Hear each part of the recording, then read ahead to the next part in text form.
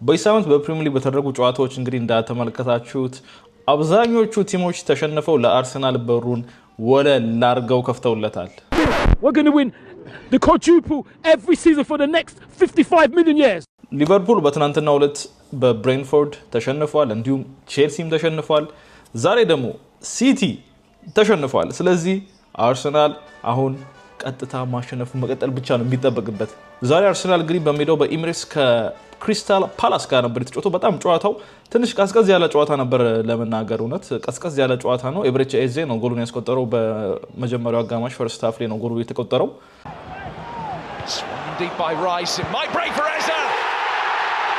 አሁንም ያው ከቆመ ኳስ ነው ጎሉ የተቆጠረው። ምንም ቢሉኛ አይመለከተንም፣ እያሸነፍን ነው። ግን ያው ከቆመ ኳስ ነው ጎሉ የተቆጠረው። ራይስ የተገኘውን ቅጣት የምታሻምተው ከዛ የሆነ የተወሰነ ድሪል ነገር ያለው ይመስላል፣ ከልምምድ የመጣ ይመስላል። አሯሯጣቸውን ካስተዋላችሁ የነ ጋብሪኤልም በተለይ ያው እንግዲህ ኳሷ ተጨርፋ ስትመጣ እንግዲህ ኤብሬቺ ኤዜ ያገኛት በሚገርም አክሮባቲክ በሆነ ምት ነው እንግዲህ አስቆጠረ። ኤብሬቺ ኤዜ ፈርስት ሃፍ አንድ ጎል አገቡ። እንግዲህ በዛው ጨዋታው አልቆ 1-0 አርሰናል አሸንፏል ማለት ነው። ሰከንድ ሃፍ ላይ እንግዲህ የተወሰኑ ተጫዋቾች ቅያሪ ተደርገዋል፣ እነ ሳሊባ ተቀይረዋል። ቢሆንም ግን አርሰናል ግቡን ሳያስደፍር ነው 1-0 አሸንፎ የወጣው ማለት ነው። እንዲሁም ካስተዋላችሁ ዳቪድ ራያ ዛሬ ባይዘው ዳቪድ ራያ ዛሬ ብዙም አላየሁትም። እኔ አይታችሁት ከሆነ እኔ እንጃ እኔ ብዙም አላየሁትም ዛሬ ዳቪድ ራያ ማለት ነው። በጣም የአርሰናል ተከላካይ መስመር እኔ እንጃ ባይዘው የፕሪሚየር ሊግ ሪካርድ የቅርብ ጊዜ ሪካርድ ያለው በቼልሲ ነው የተያዘው። በአንድ ሲዝን 15 ጎል ብቻ የተቆጠረበት የቼልሲ ቡድን አለ። በሞሪኖ ስር ነው መሰለኝ፣ በሞሪኖ ስር ይሁን በሌላ አሰልጣኝ ስር እኔ እንጃ፣ ከተሳሳትኩ ታረማለሁ። ግን ብቻ 15 ጎል ብቻ ነው። በሞሪኖ ሊሆንም ላይሆንም ይችላል፣ ሌላ አሰልጣኝም ሊሆን ይችላል። ግን 15 ጎል ብቻ ነው በሲዝኑ የተቆጠረባቸው ማለት ነውና እሱን ሪካርድ እንግዲህ አርሰናል ይሰብራል የሚል ግምት አለ። ግምት ነው፣ ላይሰብረውም ይችላል። ነገር ግን እስካሁን በ9 ጨዋታ ወይ በ9 ሳምንት ጨዋታ እንግዲህ አርሰናል የተቆጠረበት 3 ጎል ብቻ ነው። ሊቨርፑል አስቆጠረበት፣ ሲቲ አስቆጠረበት፣ እንዲሁም ኒውካስል አስቆጠረበት። 3 ጎል ነው የተቆጠረበት ማለት ነው። በቃ ሌላ ጎል አልተቆጠረበትም። በጣም ነው የሚገርመው የአርሰናል የተከላካይ ክፍል በዚህ ዓመት። እኔ እውነት በጣም በቃ ወል ግድግዳ በሉት በቃ በየት ማግባታው ይናፍቃቸዋል አርሰናል ማግባት ማለት ነው። ይሄ በጣም የሚገርም ነው። በጣም ማግባት ጭራሽ ማይታሰብ ነገር እየሆነ ነው።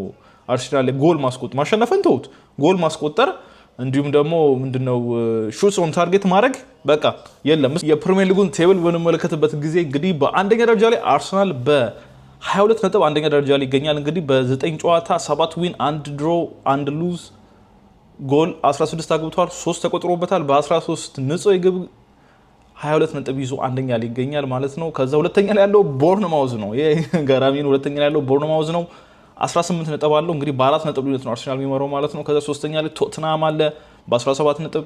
ከዛ ሰንደርላንድ ከሻምፒዮንሺፕ ነው በዚህ ሲዝን የመጣው፣ 4ኛ ደረጃ ላይ ይገኛል። ከዛ ማንቸስተር ሲቲ አለ። እንዴ ይሄ ማን ነው? 6ኛ ላይ ማየው ቲም ማን ነው? ማንቸስተር ዩናይትድ። ማንቸስተር የመጣችሁ ወደ ላይ ለነገሩ ባለውለታችን ናቸው ማንቸስተር ዩናይትድ እንደምታውቁት፣ ችግር የለውም ወደ 6ኛ መጥተዋል። ማንቸስተር ዩናይትድ ሊቨርፑልን በልጦታል። በጣም የሚገርመው ማንቸስተር ዩናይትድ 16 ነጥብ አለው፣ ቀጣይ ከኖቲንጋም ፎረስት።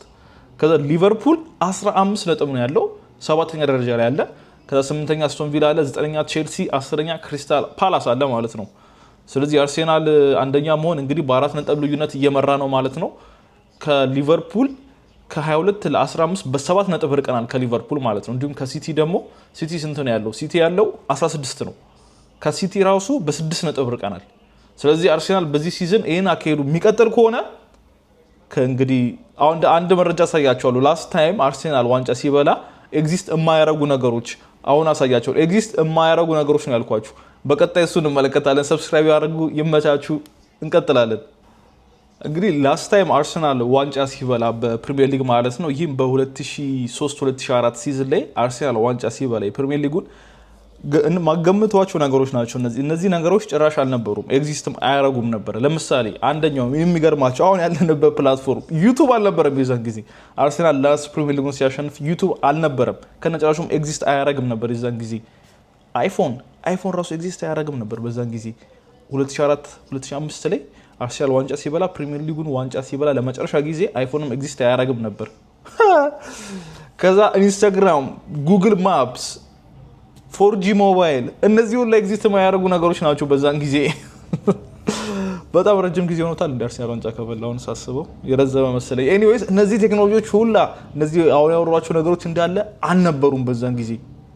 ሌላው በዚህ ሳምንት ደግሞ በጣም አስገራሚ ውጤቶች ገጥመዋል። ሌላው የመጀመሪያው የነበረው ቼልሲ በሰንደርላንድ በሜዳው ተሸንፏል። በግራኒት ዣካ ቡድን ተሸንፏል። ሰንደርላንድ ከሻምፒዮንሺፕ የመጣ ቡድን ነው። ነገር ግን ቼልሲን 1-0 ሲመራ ቆይቶ ቼልሲ በጋርናቾ ጎል 1-0 እየመራ ነበር። ነገር ግን አሁንም 2-1 ቀምሷል ማለት ነው በሰንደርላንድ። እንዲሁም ሌላው ደግሞ አስደናቂ የነበረው የሊቨርፑልና የብሬንፎርድ ጨዋታ ነው። ይህ በብሬንፎርድ ሜዳ የተደረገ ጨዋታ ነው። ብሬንፎርድ 3-2 አሸንፏል።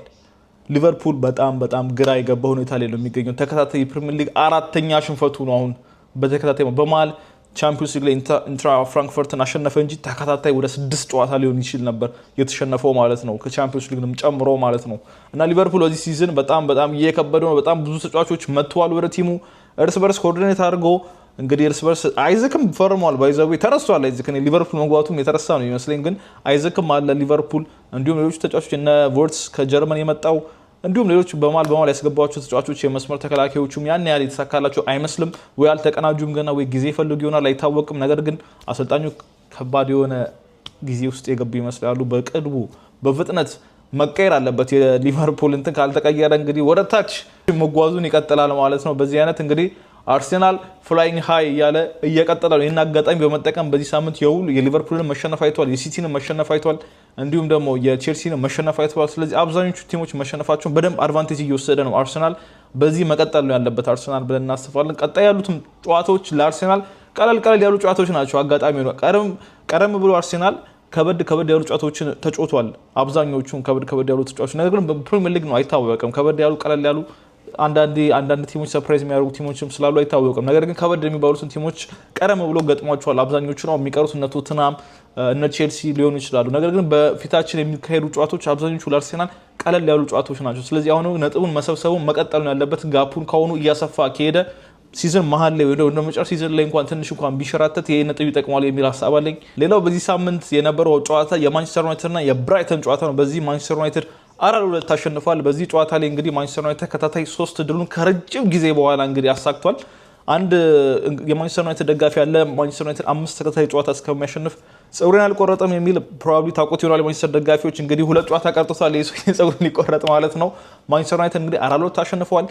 የሩበን አሞሪም ታክቲክ ተጫዋቾቹ ገብቷቸው ነው ወይስ ምን እየተፈጠረ ነው? ማንቸስተር ዩናይትድ በጣም ሲቸገር የነበረ ቡድን ነው። አሁን ግን 4-2 ታሸንፏል። ብራይተን በጣም ማንቸስተር ዩናይትድ የሚያስቸገር ክለብ ነው። በሜዳው በኦልድ ትራፎርድ መጥቶ ደጋግሞ አሸንፎታል። በዚህ ጨዋታ ላይ ግን ማንቸስተር ዩናይትድ 4-2 አሸንፏል። በጣም ጥሩ መንፈስ ነው ማንቸስተር ላይ ያለው።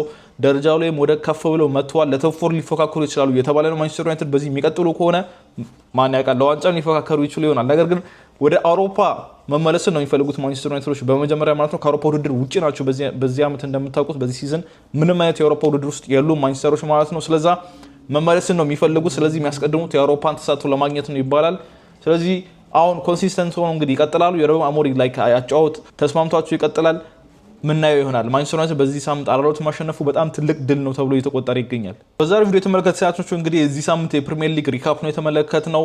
የአርሰናልን ድል ተመልክተናል፣ እንዲሁም የማንቸስተር ዩናይትድንም ድል፣ እንዲሁም ሌሎቹ እንዳለ ቶፕ የሚባሉት ቡድኖች ተሸንፈዋል ከቶትናም በስተቀር። ቶትናም በዛሬው ዕለት ኤቨርተንን 3-0 አሸንፏል። ፕሪሚየር ሊጉ በሚቀጥለው ሳምንትም ይቀጥላል። በፈንታሲ ፕሪሚየር ሊግ እንመለሳለን። እኛም ከዛ በኋላ ወደ ኢንተርናሽናል ብሬክ ስለሚሄድ ውድድሩ ማለት ነው እንመለሳለን። ኢንቻናል ሰብስክራይብ በማድረግ ይቀላቀሉን። ዘ ዳይናሚክ ብሮ ነው። ይመቻችሁ።